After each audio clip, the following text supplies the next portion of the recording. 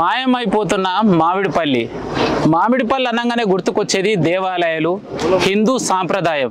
మరి మామిడిపల్లి ఎక్కడుంది? ఇంతకు మామిడిపల్లిలో జరుగుతున్నటువంటి సంఘటన ఏంటంటే ఒక్కసారి క్లియర్గా విజువల్లో చూసుకోవచ్చు.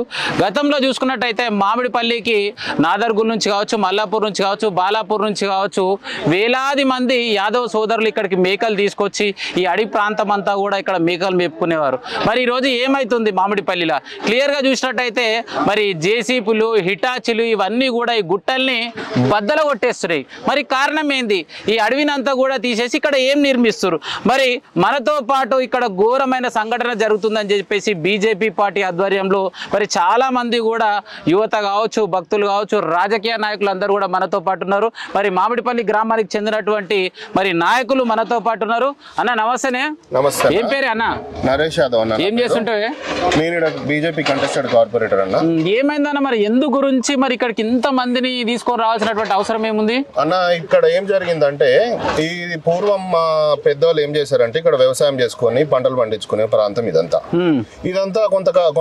కొంత ప్రాంతాన్ని ఎయిర్పోర్ట్, మరి కొంత ప్రాంతం ప్రైవేట్ లిమిటెడ్ కంపెనీస్ అట్లా కొంతగా ఆక్రమించి కనీసము మాకు ఎన్నో ఏళ్ల సంది ఉపాధిగా ఉన్న ఈ యొక్క ప్రాంతానికి మమ్మల్ని నుంచి లాగేసుకొని కనీసం దానికి ఎటువంటి మనకు నష్టపరిహారం కానీ, ఒక జాబు కానీ, లేకపోతే ఇంకా ఎటువంటి అవకాశాన్ని కల్పించకపోగా ఈ యొక్క మమ్మల్ని నిర్వీర్యం చేసేసి ఇక్కడ సరే అదంతా పక్కన పెడితే ఇక్కడ మల్లన్న టెంపుల్, ఇక్కడ రంగనాయకుల టెంపుల్, అక్కడ పెద్దమ్మ గుడి, ఇవన్నీ కొన్ని వందల సంవత్సరాల నుంచి ఉన్న ఈ యొక్క ప్రాంతాన్ని మరి యొక్క రోజు ఈ యొక్క పాలకులు ఏదైతే కాంగ్రెస్ అయితేనేమి, టీఆర్ఎస్ అయితేనేమి, ఇక్కడ ఉన్న స్థానిక ఎమ్మెల్యే గారు మాకు ఎటువంటి మేమేమో బాత్రూములు కడుక్కోవడం, ఎయిర్పోర్ట్లో బాత్రూమ్ కడుక్కోవడము అట్లాంటి పరిస్థితి మమ్మల్ని నిర్వీర్యం చేసేసింది. మాకు ఇక్కడ నిర్వీర్యం చేసేసి మమ్మల్ని బాత్రూములు గడిపిస్తుంది ఈ ఏరియాని. అదే రకంగా మామిడిపల్లిలో 20 నుంచి 30 వేల మంది జనాలు నివసిస్తారు ఈ ఏరియా.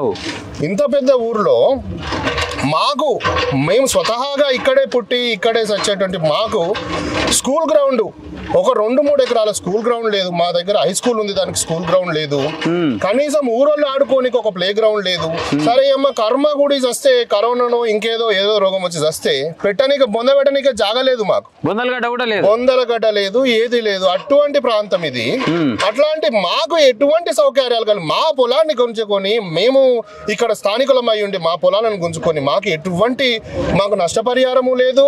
అదే విధంగా మాకు కావాల్సిన కనీస సదుపాయాలు బొందలగడ్డకు కూడా ప్లేస్ లేని పరిస్థితి తీసుకొచ్చి ఈరోజు మా సబితారెడ్డి గారు మాకు ఎటువంటి కేటాయింపులు లేకుండా, ఒక ప్లాటు లేదు, ఏది లేకుండా ఎవరినో తీసుకొచ్చి అలా మత ప్రాతిపదికన మాకు ఇదే మతం వాళ్ళ ఓట్లు వేస్తే మేము గెలుస్తున్నాము, మాకు హిందువులతో సంబంధం లేదు అని డైరెక్ట్గా చెప్తుంటే మా హైందవ సోదరులకు అర్థం కాక కాంగ్రెస్ వాళ్ళు, టీఆర్ఎస్ వాళ్ళు ఏమంటారు అంటే ఈ బీజేపీలతో ఏం కాదు, జై శ్రీరామ్, భారత్ మాతాకి జై అనుకుంటా తిరుగుతారు అని అంటే, అరే మేము హైందవ సోదరులని చైతన్యపరుస్తున్నాం రా బాబు.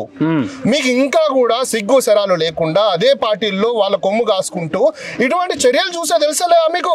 మాది డైరెక్ట్ గా ఒక ముస్లిం పార్టీ, మాకు ముస్లిం ఓట్లతోటే మేము బతుకుతున్నాము, వాళ్ళు లేకపోతే మేము బతుకము, మేము హైందవేతరులనే ఇష్టపడతాము, హైందవేతరులకే ప్రోత్సహిస్తాము అని వాళ్ళు డైరెక్ట్ గా ఇట్లాంటి చర్యల వల్ల 1,000 కోట్ల రూపాయల ఆస్తులను ఇట్లా దానదత్తం చేస్తుంటే ఇంకా కూడా మేము చైతన్యపరుస్తుంటే ఈ బీజేపీలతో ఏం కాదు అని కొంతమంది మూర్ఖులు మాట్లాడుతుంటే మేము ఏ రకంగా చెప్పాలి? ఈరోజు జై శ్రీరామ్ అనే మాట వెనకాల, భారత్ మాతాకి జై అనే మాట వెనకాల ఎంత యథార్థం దాగుందంటే, అరే ఇలాంటి సంఘటనలు జరుగుతున్నాయి, మనం యథార్థంగా తెలుసుకొని మనం చైతన్యం అవ్వాలి, మనం ఇప్పుడు జాగృతి పడి మనం నెక్స్ట్ ఇంకో చర్య జరగకుండా చూసుకోవాలా, ఇంకేదో రకంగా మనం జాగ్రత్త పడాలి అని ఈ యొక్క బీజేపీ పార్టీ మాత్రమే కొట్లాడుతుంటే ఆ బీజేపీ పార్టీని దుమ్మెత్తి పోసుకుంటా ఇట్లాంటి పనికిరాని వ్యాఖ్యలు చేసుకుంటా ఈ యొక్క కాంగ్రెస్ ప్రభుత్వం కానీ టీఆర్ఎస్ ప్రభుత్వం కానీ చేస్తుంది. కాబట్టి దయచేసి ప్రతి ఒక్క హైందవ సోదరుని నేను కోరేది ఏమిటంటే, అలా చైతన్యం అయిదాం. ఇప్పటికైనా మన ప్రాంతంలో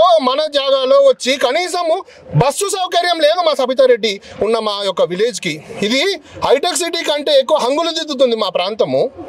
ఎక్కడున్నాడు కూడా ఇక్కడికి వచ్చి వేరే దేశాలకు పోయే పరిస్థితి ఇంటర్నేషనల్. అయితే మహేశ్వరం నియోజకవర్గంలోని మామిడిపల్లి గ్రామాన్ని కనీసం చూద్దామంటే లైట్ లేని పరిస్థితి నుంచి ఈ రోజు ఒక వెలుగుల ప్రాంతంగా తీర్చిదిద్దిన అని చెప్పేసి గతంలో ఉన్న మాజీ మంత్రి ప్రస్తుతం ఎమ్మెల్యే అయినటువంటి సబితా ఇంద్రారెడ్డి గారు చాలా ప్రెస్ మీట్ లో తెలపడం. ఇది ఎంతవరకు కరెక్ట్ అంటారు? అన్నట్టు. అంత బాగున్న అల్లినోడ్ల శైలి అంటే నా ప్రాంతము, నేను పుట్టిన ప్లేసు, నేను చేసుకున్న జాగాని నాకేమీ సౌకర్యం లేకుండా ఎక్కడి నుంచో వచ్చినోడు ఇక్కడ వచ్చి వాడు అన్ని రాజభోగాలు అనుభవించుకుంటూ ఉంటే దాన్ని నా కడుపు నిండదు కదా. ఓడో గొప్పగా బతుకుతుంటే నా ప్రాంతంలో వచ్చి నన్ను నిరాశ్రయుని చేసి నాకు ఇక్కడ ఒక ఎడ్యుకేషన్కి ఏమీ అవకాశం లేకుండా బస్సు పోయే రావడానికి సౌకర్యం లేకుండా చేసి ఈరోజు నువ్వు రాజకీయం చేస్తుంటే ఇది క్వశ్చన్ చేస్తే భారతీయ జనతా పార్టీని ఈ మూర్ఖులు, అరే నాయన మనం నిజమే కదా వాళ్ళు చెప్పేది, కరెక్టే కదా వాళ్ళు మాట్లాడేది, మనం ఇప్పటికైనా జాగృతి పడదాం, ఇప్పటికైనా మనం ఐక్యమైదాం, ఈ ఐక్యమయ్యి ఈ యొక్క హిందూ వ్యతిరేకవాదులని తరిమి కొడదామనే ఒక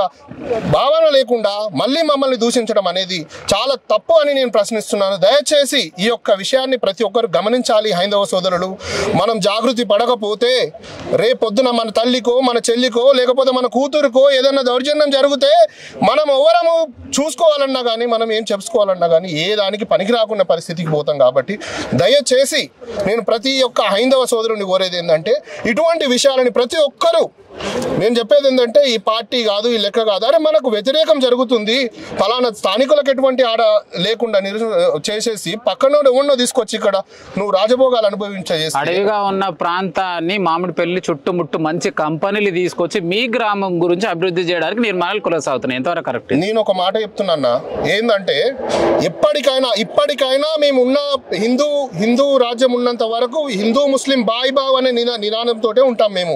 కాకపోతే ఇక్కడ జరిగే సంఘటన ఏంటంటే అక్కడ ఒక దేవుని మైకు, ఇక్కడ ఇంకో దేవుని స్పీకరు, అక్కడ ఇంకో దేవుని ఇంకేదో జరుగుతుంది.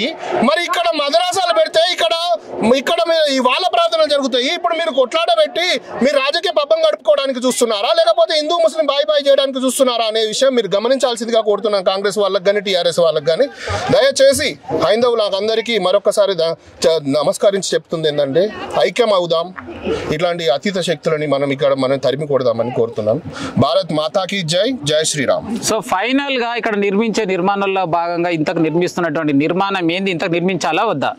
ఇక్కడ ఇమీడియట్ గా ఒకవేళ వాళ్లకు నిబద్ధత గనక ఉండి అరే ఈ ప్రాంతానికి నేనేం చేయలేకపోయినా, ఈ ఊరోళ్ళకు నేను ఒక గ్రౌండ్ ఇవ్వలేదు, శ్మశాన వాటికి ఇవ్వలేను, ఒక ప్లాట్ ఇవ్వలేను, ఎటువంటిది నేను కల్పించలేకపోయినా కదా, నేను వీళ్ళ ప్రాంతానికి వీళ్ళకే ప్రథమ పీఠం వేయాలా, వీళ్ళకు ఫస్ట్ అన్ని సమకూరిన తర్వాత మిగిలితే దాన్ని ఒక వేరే వాళ్ళకు కేటాయించినా పర్వాలేదు. కానీ మాకు ఎటువంటి సౌకర్యాలు లేకుండా, మాకు బొందల గడ్డకు జాగ కూడా లేకుండా ఎవరినో తీసుకొచ్చి ఈ 50 ఎకరాలు, వందలాది ఎకరాలు మీరు కేటాయిస్తూ హిందువులకు ముస్లింలకు మధ్యలో భేదాభిప్రాయాలు సృష్టించి మీరు పబ్బం గడుపుకుని వీళ్ళని అందరినీ తగలబెట్టి పబ్బం గడుపుకునే ప్రయత్నం, మీ ఓటు బ్యాంక్ రాజకీయం మానేసుకోవాలని నేను కోరుకుంటా.